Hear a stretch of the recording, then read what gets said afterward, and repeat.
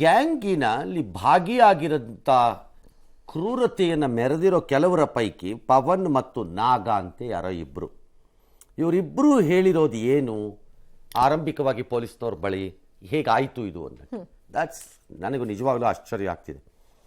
ಈಗ ನಾನು ಮುಂದೆ ಓದುವುದೆಲ್ಲ ಸಾಕ್ಷ್ಯಗಳ ರೂಪದಲ್ಲಿ ಸಾಬೀತಾಗಿ ಕೊರಾಬರೇಟ್ ಆದರೆ ಈ ಕ್ರೌರ್ಯಕ್ಕೆ ಕ್ಷಮೆ ಇರಲೇಬಾರ್ದು. ನನಗೆ ಮುಂದೆ ಓದೋದು ಆ ರೀತಿ ಆದರೆ ನಾನು ಹೇಳ್ತಿರೋ ಲಾರಿಗೆ ತಲೆ ಜಜ್ಜಿದ್ವಿ, ಅದರ ಎಫೆಕ್ಟ್ಗೆ ಅವನು ಸಂಜೆನೇ ಸತ್ತು ಹೋದ. ಪೊಲೀಸ್ ಫಿಲಮ್ನಲ್ಲಿ ಎಳ್ಕೊಂಡೋಗಿ ಹಿಂಗೆ ಗೋಡೆಗೆ ಗುದ್ಸೋದು, ಸಿಕ್ಕಿದ ಮರಕ್ಕೆ ಹೊಡೆಯೋದು, ಮರಕ್ಕೆ ಡಿಕ್ಕಿ ಹೊಡೆಸ್ಬಿಡೋದು, ಇದೆಲ್ಲ ಸೇಮ್ ಇಟ್ ಈಸ್. ನನಗೆ ಅದಕ್ಕೆ ಆಗಲೇ ಹೇಳಿದ್ದಿದ್ದು ರೋಡ್ ರೇಜ್ ಅಂತ ನಡೆಯುತ್ತೆ. ರೋಡ್ ರೇಜ್ ಅಂದರೆ ರಸ್ತೆಗಳಲ್ಲಿ ಕಿರಿಕಿರಿಗೆ ಉಂಟಾಗಿ ನಡೆಯುವ ಘಟನಾವಳಿಗಳು, ಕಿರಿಕಿರಿ, ಇದು ರೋಡ್ ರೇಜ್. ಆ ಕ್ಷಣಕ್ಕೆ ಏನೋ ನಡೆದೋಗಿರುತ್ತೆ, ಹೊಡಿತಾರೆ ಒಬ್ರಿಗೊಬ್ರು, ಇನ್ಯಾವುದೋ ಒಂದು ಸರಿ ಯಾರು ಕೋಪ ಬಂದಾಗ ಒಬ್ರು ಹೊಡಿತಾರೆ. ಇದು ಹಂಗಲ್ಲ, ಇಟ್ ಲುಕ್ಸ್ ಲೈಕ್ ಅದೊಂಥರ ಒಳಗಡೆ ಇರೋ ಆ ಕ್ರೌರ್ಯ ಎಲ್ಲ ಯಾರೋ ಒಬ್ಬ ಬಡಪಾಯಿ ಮೇಲೆ ತೀರ್ಸಕ್ಕೆ ಸುಲಭವಾಗಿ ತೋರಿಸ್ಕೊಂಡಿದ್ದಾರೆ ಅಂತ.